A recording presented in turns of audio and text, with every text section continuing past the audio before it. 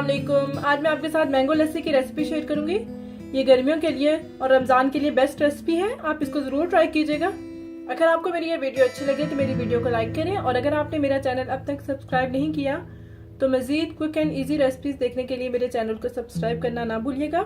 Mango लस्सी बनाने के लिए आपको चाहिए होगा 1 mango, half cup milk, 1 cup yoghurt, 3 to 4 tablespoon sugar, और यहाँ पे आपने गार्निशिंग के लिए 2 से 3 बादाम लेके इस तरह से इसकी कटिंग कर लेनी है। अब हम मैंगो लस्सी बनाना स्टार्ट करते हैं।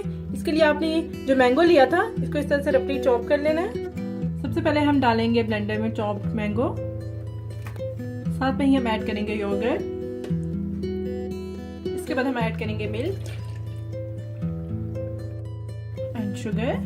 अगर आपके पास मैंगो ज्यादा मीठा नहीं है तो फिर आप और भी शुगर ऐड कर सकते हैं।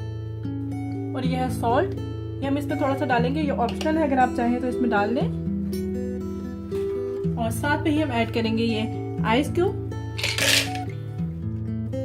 अब इन सारी चीजों को हम अच्छे से ब्लेंड कर लेंगे। लीजिए, मजेदार मैंगो लस्सी तैयार हो चुकी है। अब हम इसको सर्व कर लेते हैं। ऊपर से हम इसको गार्निश करेंगे बादाम के साथ।